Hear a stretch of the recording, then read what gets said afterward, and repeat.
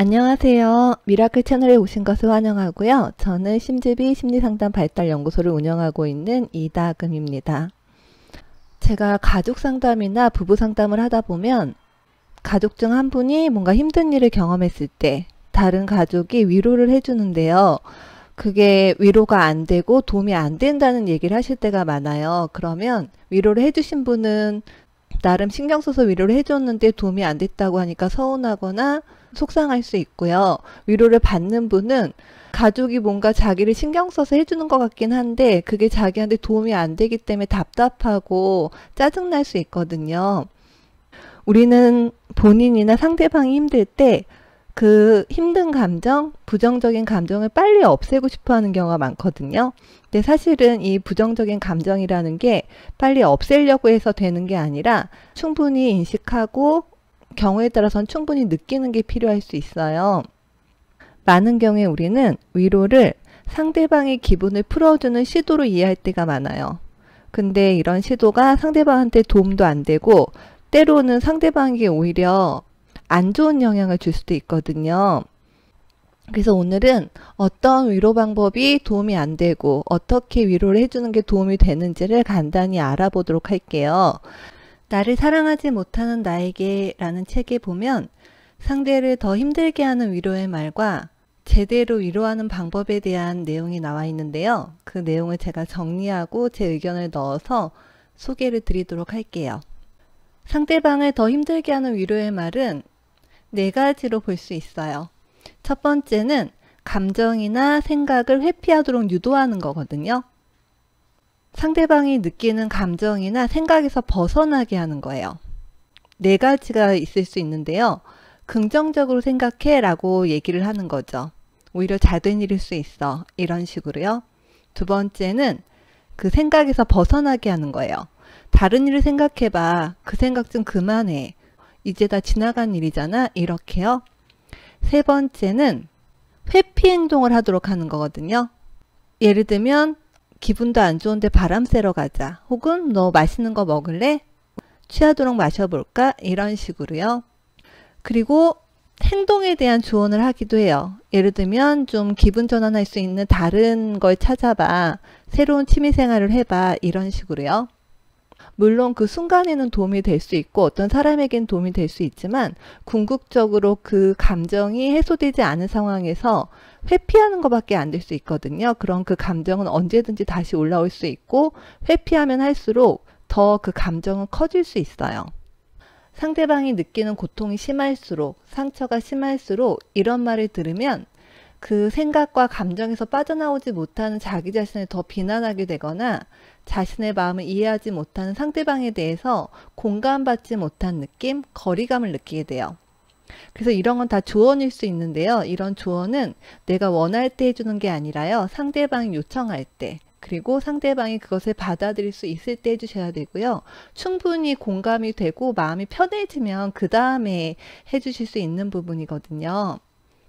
상대방을 힘들게 할 수 있는 두 번째 위로의 방법은요. 자신의 고통으로 상대방의 고통을 제압하는 거예요.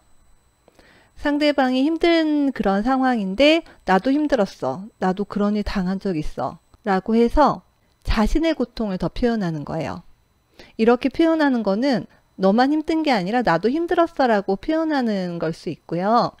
실제로 집단 치료에서는 이걸 일반화라고 하거든요. 어떤 치료의 요인 중에 하나인데요. 자신만이 고통을 당하는 게 아니라 다른 사람도 이런 일을 경험했다고 하는 게 도움이 될 수 있어요. 그리고 함께 트라우마를 경험한 경우에는 그 경험을 같이 나누는 것도 치유 효과가 있긴 하거든요. 근데 힘든 사람에게 충분한 공감이 없이 이렇게 자신의 고통에 대해서 얘기하는 거는, 그리고 맥락에 맞지 않게 자신의 고통을 표현하는 거는 위로가 아니라 오히려 마음의 부담이 될 수 있거든요. 도움이 되지 않는 위로 세 번째는 격려의 말로 상대의 감정을 누그러뜨리면서 상대방의 고통을 대수롭지 않게 만드는 거예요. 힘내, 별거 아니야, 금방 좋아질 거야, 시간이 해결해 줄 거야, 괜찮아.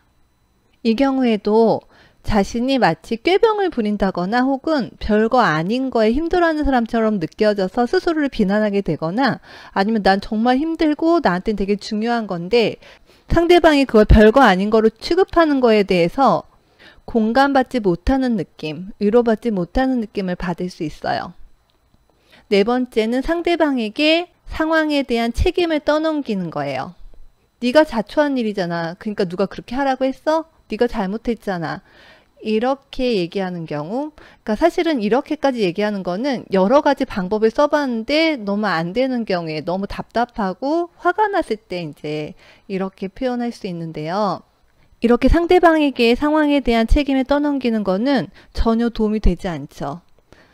상대방이 느끼는 감정이나 생각에서 벗어나게 하는 것, 자신의 고통으로 상대방의 고통을 제압하는 것, 격려의 말로 상대방의 감정을 누그러뜨리면서 상대방의 고통을 대수롭지 않게 만드는 것, 상대에게 상황에 대한 책임을 떠넘기는 것은 어떤 사람에게는 그리고 일시적으로는 도움이 될 수도 있지만 궁극적으로 그리고 그 사람의 고통이 클수록 이런 이야기들이 위로가 안 되고 오히려 이해받지 못하는 느낌을 받게 할 수 있거든요. 그러면 제대로 된 위로는 어떤 걸까요? 이 저자가 세미나에서 참석자를 대상으로 해서 굉장히 힘든 상황에 빠졌을 때 주변 사람들에게 무엇을 원하는지에 대한 설문조사를 했다고 해요. 굉장히 많은 사람이 딱히 조언을 해주지 않아도 내가 필요할 때 그냥 곁에서 말을 들어주는 사람이 있었으면 좋겠다라고 대답을 했다고 해요. 그래서 힘들어하는 상대방을 진정으로 위로하는 방법에는 첫 번째는 상대방의 손을 잡아주고 아무 말 없이 안아주고 잘 들어주고 이런 게 제일 중요할 수 있어요. 상대방이 힘든 걸 얘기할 때 내가 뭔가를 해결해 줘야 될 것 같고 조언을 해줘야 될 것 같은 그런 기분이 들 수도 있지만 상대방이 요구하지 않을 때는 그냥 들어주는 게 오히려 도움이 될 수 있고요. 두 번째 굉장히 중요한 부분인데요. 상대방의 고통에 공감해 주는 거예요. 근데 이 저자가 네가 얼마나 힘들었는지 이해해 이런 말을 여기 적었는데요. 사실은 이 말은 굉장히 위험할 수 있거든요. 특히나 굉장히 큰 고통을 겪고 있을 때 이 얘기를 들으면 네가 어떻게 이해해 이렇게 느낄 수 있기 때문에 그냥 너가 너무 힘들게 보인다 혹은 너가 굉장히 많이 고통스럽구나 라고 얘기해 주는 게 더 도움이 될 수 있어요.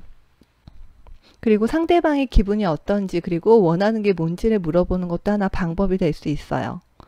내가 뭐 도와줄 일이 있을까라고 물어본다든지 도움이 필요하면 언제든지 얘기해줘 이렇게 해서 상대방의 곁에 있어주면서 도움을 주고자 하는 마음이 있다는 걸 상대방이 알게 해주시는 건 도움이 될 수 있고요. 그래서 그냥 고통을 잊게 해주는 것과 제대로 된 위로는 굉장히 차이가 있죠. 정말 위로하는 방법은 충분히 들어주고 감정을 공감해주고 이렇게 하는 게 도움이 된다는 거죠. 우리가 힘든 감정을 빨리 없애려고 할수록 더 그 감정에 집착하게 될 수 있거든요. 오히려 그 감정을 인식하고 충분히 느끼고 경험한 다음에 흘려보내주는 게 훨씬 더 쉬울 수 있어요. 그리고 상대방이 내 말을 진지하게 들어준다는 느낌이 들 때 그 감정에 대해서 표현하거나 경험하는 게 훨씬 더 수월해질 수 있죠. 그래서 간단하게 위로하는 방법에 대해서 설명을 드렸고요. 처음부터 잘 되진 않을 수 있는데요. 가장 중요한 거는 상대방의 감정을 존중해주고 충분히 표현할 수 있게 도와주고 옆에 있어주는 게 도움이 된다는 거예요. 오늘 함께 해주셔서 감사하고요. 다음에 또 뵙겠습니다.